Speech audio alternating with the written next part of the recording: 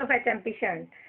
HMP shunt is hexose monophosphate pathway that convert glucose 6-phosphate to ribose sugars. Ribose sugars are used in the synthesis of nucleic acids and nucleotides.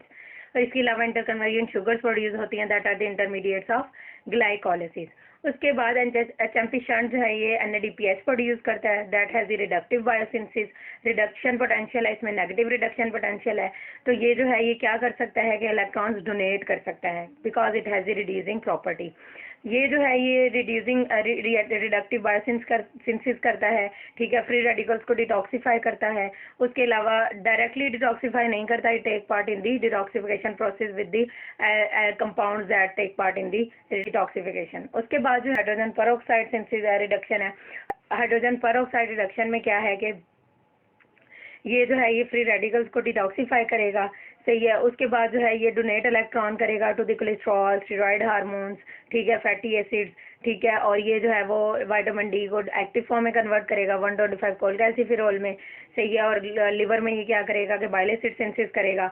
उसके बाद जो है microbe killing करता है. Microbe killing कैसे करता है कि ये ऑक्सीजन डिपेंडेंट पाथवे होता है जिसमें जो है ये फेगोसाइटोस होता है माइक्रोब. तो ये जो है वो सुपर ऑक्साइड के साथ जो है वो टेक पार्ट करके उसको जो है वो रिड्यूस करता है. उसके बाद नाइट्रिक ऑक्साइड सिंथेसिस में टेक पार्ट करता है. Nitric oxide synthesis has the enzyme that is synthase, nitric oxide synthase, that and NADPH is the substrate of that enzyme. ठीक है, उसको भी जो है ये रिड्यूस करके खुद ऑक्सीडाइज हो जाएगा. ये it has the reducing property. तो जहाँ जहाँ रिडक्शन पोटेंशियल की नीड है बॉडी में वहाँ वहाँ जो NADPH जो है वो यूज होगा inside the body, inside the cell. NADPH uses. HMP shunt produce NADPH. NADPH cause reductive biosynthesis.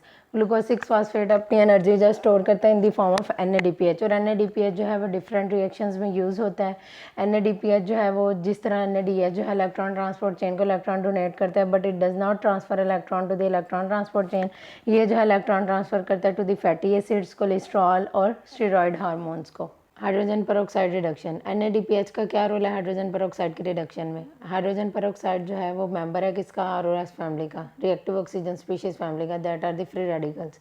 ये जो है ये कैसे प्रोड्यूस होते हैं? By the reduction of the oxygen, partial reduction of oxygen. और ये जो है सब बाय प्रोडक्ट बनते हैं ऑफ एरोबिक मेटाबॉलिज्म का. ठीक है. और इसके अलावा जो है ड्रग और इन्वायरमेंटल टॉक्सिन से प्रोड्यूस होते हैं. जब जो है लेवल ऑफ एंटीऑक्सीडेंट डायमिनिश हो जाता है किसी भी वजह से तो ये कंडीशन जो ऑक्सीडेटिव स्ट्रेस की कंडीशन प्रोड्यूस करते हैं.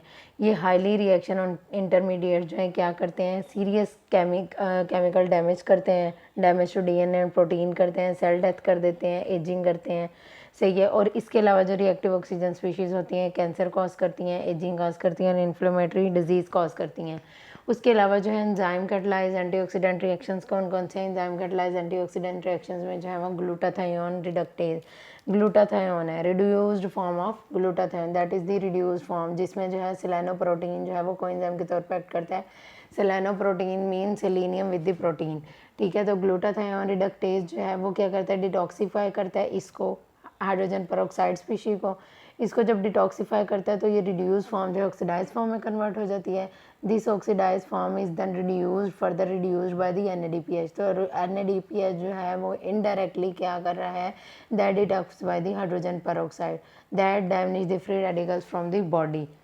ऑक्सीजन है, ऑक्सीजन जो है वो रिलीज हुई है फ्रॉम दी एरोबिक मेटाबॉलिज्म से. तो वो किस में कन्वर्ट हो गई? ऑक्सीजन सुपर ऑक्साइड में. सुपर ऑक्साइड जो है वो किस में कन्वर्ट हो गई? हाइड्रोजन पेरोक्साइड में. That are all the free radicals and that are dangerous. और वो जो हाइड्रोजन हाइड्रोक्सिल रेडिकल में कन्वर्ट हो गई है with the flow of electron then at the end जो है वो वाटर में न्यूट्रलाइज हो जाएगी. Antioxidant chemicals. एंटीऑक्सीडेंट केमिकल्स में vitamin C, vitamin E and beta carotene from our diet. But it is not necessary कि ये जो है ये हमारी डाइट में अगर प्रेजेंट हैं या एक्सेस हम इनकी ले रहे हैं तो उससे जो है ये फ्री रेडिकल्स को जो है ख़त्म करें, ये एंटीऑक्सीडेंट के तौर पे एक्ट करें. क्योंकि जो मेन जो एंटीऑक्सीडेंट है that is the glutathione. Reduced form में जो ग्लूटाथायोन होता है जो है वो एंटीऑक्सीडेंट के तौर पे एक्ट करता है. साइटोक्रोम P450 मोनोऑक्सीजनेज सिस्टम ये मिक्स फंक्शन ऑक्सीडेजेस होती हैं. साइटोक्रोम P450 जो है ये सीरीज़ ऑफ रिएक्शंस में जो है टेक पार्ट करता है. साइटोक्रोम P450 असल में जो है ये क्या है? हीम कंटेनिंग मोनोऑक्सीजनेजेस हैं जो पार्टिसिपेट करती हैं काफ़ी सारी रिएक्शंस में. P450 मीन्स कि ये जो है एब्जॉर्बेंस जो है इसकी एट 450 नैनोमीटर पे होती है. ठीक है। तो ये क्या करता है कि are is any type of drug और एनी केमिकल सब्सटेंस और एनी टॉक्सिन, वो जो है रिड्यूस फॉर्म में है, तो साथ ऑक्सीजन जो है वो एक्ट कर रही है। NADPH as a reducing equivalent, तो क्या है, आर हाइड्रोक्सिल ग्रुप ऐड हो जाएगा उसके साथ, उसको न्यूट्रलाइज कर देगा और साथ जो है वाटर रिलीज होगा, और जो है NADP जो है वो ऑक्सीडाइज हो जाएगी। रिड्यूस फॉर्म में थी, ये जो है ये क्या करेगी, ऑक्सीडाइज फॉर्म में हो जाएगी। माइटोकॉन्ड्रियल सिस्टम में स्टीरॉयडोजेनिक टिश्यूज़ में के माइटोकॉन्ड्रिया में प्रेजेंट होता है, इनर मेम्ब्रेन ऑफ माइटोकॉन्ड्रिया में प्रेजेंट होता है। और ये जो जैसे कि प्लेसेंटा, ओवरीज और एड्रिनल कॉर्टेक्स वगैरह, ये पे हाइड्रोक्सिलेट करता है इंटरमीडिएट्स को और उनको कन्वर्ट करता है इनटू देयर यूज़फुल प्रोडक्ट्स। और ये जो है हाइड्रोक्सिलेट करता है इंटरमीडिएट्स को, जैसे कोलेस्ट्रॉल को स्टेरॉयड हार्मोन में, ठीक है, कोलेस्ट्रॉल टू स्टीरॉयड, ठीक है। और लिवर में क्या करता है, बाइल एसिड सिंथेसिस करते हैं, लिवर काज बाइल एसिड सिंथेसिस। और उसके बाद थर्ड, ये जो है वो किडनीज में क्या करता है, किडनीज में जो है वो विटामिन डी को एक्टिव फॉर्म में कन्वर्ट करता है किडनी, ठीक है। माइक्रोसोमल सिस्टम में क्या है, माइक्रोसोमल सिस्टम में ये जो है ये एंडोप्लाज्मिक रेटिकुलम में प्रेजेंट होता है, स्मूथ एंडोप्लाज्मिक रेटिकुलम में प्रेजेंट होता है, डिटॉक्सीफाई करता है जिनोबायोटिक्स, और जिनोबायोटिक्स आदि फॉरेन पार्टिकल्स और ड्रग्स और पेस्टिसाइड्स और प्रोडक्ट्स और एनी टाइप ऑफ पोल्यूटेंट्स, ठीक है, उनको हाइड्रोक्सिलेट करता है। फर्स्ट स्टेप में उनको जो है पहले वो एक्टिवेट या इनएक्टिवेट करता है, उसके बाद उनको जो है वो उनको मोर पोलर करता है, ताकि जो है वो इजीली सॉल्युबल होकर एक्सक्रीट आउट हो सके। Oxygen dependent white blood cells and microbe killing. अब वाइट ब्लड सेल्स के साथ माइक्रोब किलिंग में जो है NADPH का क्या रोल है। सबसे पहले जो है ये दो तरह से होती है, ऑक्सीजन डिपेंडेंट और ऑक्सीजन इंडिपेंडेंट। ऑक्सीजन इंडिपेंडेंट में ये है कि ऑक्सीजन इंडिपेंडेंट में जो है पीएच चेंज होती है फेगोलाइसोसोम्स की, और लाइसोसोमल एंजाइम जो है वो डिस्ट्रॉय कर देते हैं पैथोजन को।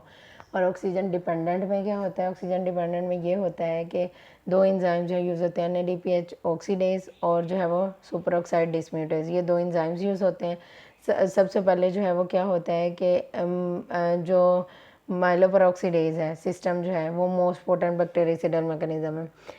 जैसे ही बैक्टीरिया जो है वो इन्वेड करता है तो क्या होता है कि इम्यून सिस्टम एक्टिवेट हो जाता है, that produce the antibodies produce करता है। तो ये क्या करेगा, एंटीबॉडीज़ रिसेप्टर से बाइंड करेंगी फेगोसाइटिक सेल पे, और वो क्या करेंगी, वैक्यूल बना के माइक्रो ऑर्गेनिज्म को इंटरनलाइज कर लेंगी। जब वो इंटरनलाइज करेंगी तो लाइसोसोम के साथ बाइंड करके जो माइक्रो ऑर्गेनिज्म होगा वो उस लाइसोसोम के अंदर आ जाएगा। उसके बाद लाइसोसोम के अंदर क्या होगा, लाइसोसोम के अंदर जो है वो ऑक्सीजन जो है वो कन्वर्ट होगी इनटू सुपर ऑक्साइड में in the presence of enzyme that is NADPH oxidase. NADPH oxidase जो है वो क्या करेगा, रिड्यूस फॉर्म में होगा तो NADPH को ऑक्सीडाइज कर देगा, वो NADP बन जाएगा।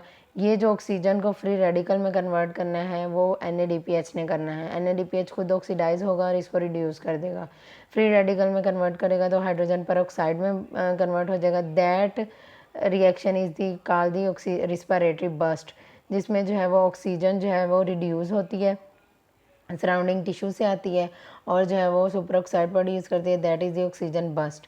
उसके बाद जो है ऑक्सीजन फ्री रेडिकल जो है वो कन्वर्ट हो जाएगा हाइड्रोजन पर ऑक्साइड में। हाइड्रोजन पर ऑक्साइड में जब कन्वर्ट होगा तो जो है वो क्या करेगा, in the presence of super oxide dismutase जो है वो क्या करेगा, हाइड्रोक्सिल ग्रुप के साथ OH ग्रुप के साथ बाइंड होगा, क्लोराइड बाइंड होके कन्वर्ट हो जाएगा हाइपोक्लोरस एसिड में, and that is the bleaching properties, ठीक है, टू किल द बैक्टीरिया।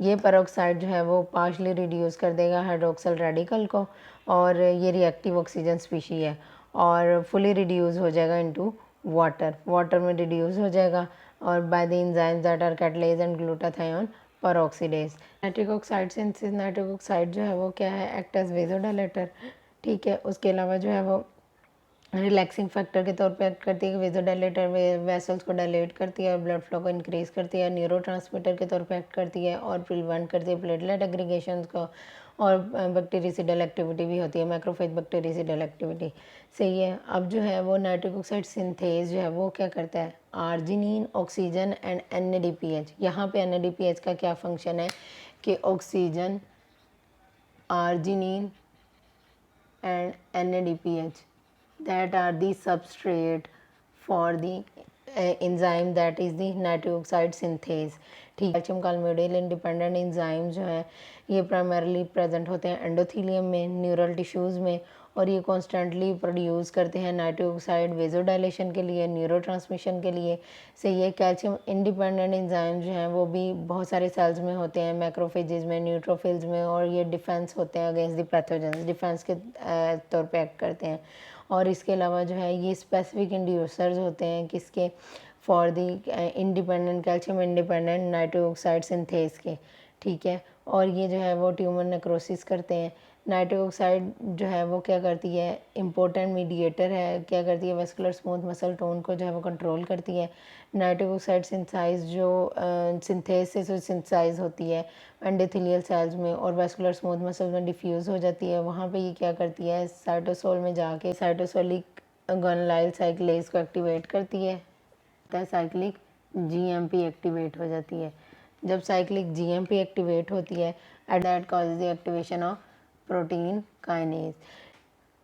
उससे क्या होता है कि कैल्शियम की फास्फोरिलेशन हो जाती है, फास्फोरिलेशन होती है तो इससे क्या होता है, कैल्शियम स्मूथ मसल्स में एंटर नहीं हो सकता। ये इससे क्या होगा कि एक्टिवेशन नहीं होगी एक्टिन मायोसिन चेन काइनेज की, और स्मूथ मसल्स कॉन्ट्रैक्ट नहीं करेंगे और रिलैक्सेशन होगी। वेजोडाइलेटर नाइट्रेट्स नाइट्रोग्लिसरीन है, that is activated by metabolized by nitric oxide, और ये जो है ये क्या करती है, ये भी स्मूथ मसल्स को जो है रिलैक्स करती है और ब्लड प्रेशर को लोअर करती है।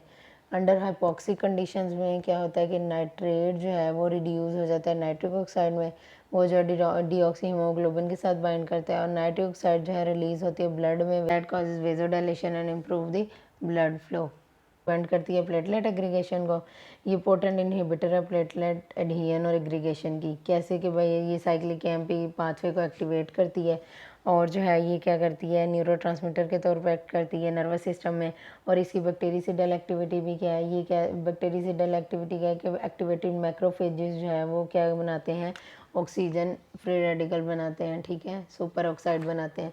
ये सुपर ऑक्साइड रेडिकल जो है कंबाइन करते हैं विद दी नाइट्रिक ऑक्साइड के साथ कंबाइन करके ये क्या इंटरमीडिएट्स बना जाते हैं जो डिकम्पोज करती हैं और OH फ्री रेडिकल बनाते हैं that decompose the bacteria and act as a bactericidal. Glucose 6 phosphate dehydrogenase deficiency, glucose 6 phosphate dehydrogenase deficiency में क्या होता है कि NADPH glucose 6 phosphate dehydrogenase use बनता कहाँ पे, ये ग्लूकोज 6 फॉस्फेट को 6 फॉस्फोग्लूकोनाइड में कन्वर्ट करता है, ठीक है, फर्स्ट रिएक्शन में फर्स्ट एंजाइम है। तो इसकी डेफिशिएंसी से क्या होता है कि NADPH की सिंथेसिस नहीं होती। जब NADPH की सिंथेसिस नहीं होगी तो क्या होगा कि ग्लूटाथायोन रिड्यूस फॉर्म में प्रोड्यूस नहीं होगा, ग्लूटाथायोन रिड्यूस फॉर्म में प्रोड्यूस नहीं होगा, that doesn't detoxify the free radicals. अब जो रिड्यूस ग्लूटाथायोन है यही जो है मेंटेन करता है सल्फाइड्राइल फॉर्म, ठीक है। ये सल्फाइड्राइल फॉर्म जो है अगर ऑक्सीडाइज हो जाएगी, रिड्यूस नहीं होगी, ऑक्सीडाइज फॉर्म होगी, तो उससे क्या होगा, प्रोटीन डीनेचर होगी। प्रोटीन डीनेचर होगी तो वो क्या करेगी, आरबीसी मेम्ब्रेन के साथ बाइंड कर जाएगी। आरबीसी मेम्ब्रेन के साथ बाइंड करने से क्या होगा, आरबीसी जो है वो रिजिड हो जाएंगे। जब रिजिड हो जाएंगे तो दे आर मैक्रोफेज, वो मैक्रोफेज हो जाएंगे, ठीक है। आरबीसी जो है वो स्प्लीन और लिवर में मैक्रोफेज हो जाएंगे। और उसके बाद इन मोस्ट वेयर आरबीसी जो है वो आरबीसी जो है ना उनमें ना न्यूक्लियस होता है और राइबोसोम नहीं होते, तो इससे क्या होता है कि वो एंजाइम की सप्लाई को रीन्यू नहीं कर सकते। आरबीसी जो है वो उनमें ये एंजाइम्स नहीं होते, तो इसलिए जो है वो NADPH जो है वो कोई भी सोर्स उसकी नहीं बन सकती आरबीसी में इसके अलावा।